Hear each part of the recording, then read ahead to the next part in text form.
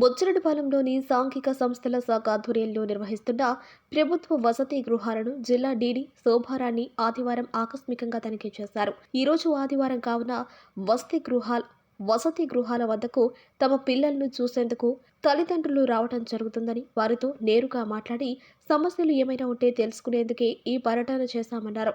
ముఖ్యంగా 10వ తరగతి పరీక్షలు రాయనున్న విద్యార్థులకు ప్రత్యేకంగా ఏర్పాటు చేసిన వసతి గృహాల్లోని వస్తువులు, పిల్లలు పరీక్షలకు ఏ విధంగా సిద్ధమవుతున్నారు అన్న విషయాన్ని కూడా ఈ తనిఖీల్లో భాగమన్నారు.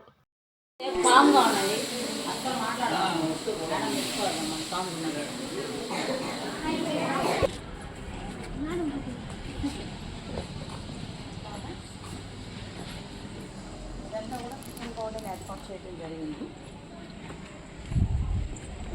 సైడ్ అటు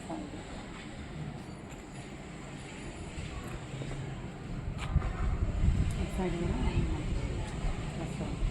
అరటి మొక్కలు అయితే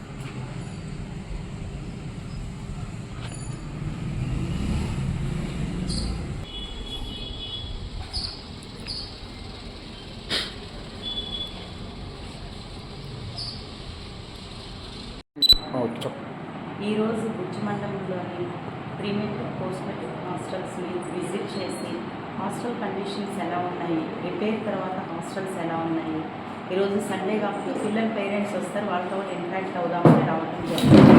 ఇప్పుడు కాలేజీ బాయ్స్ హాస్టల్ని విజిట్ చేయడం జరిగింది, అక్కడ పిల్లలతో ఇంటరాక్ట్ అవ్వడం జరిగింది.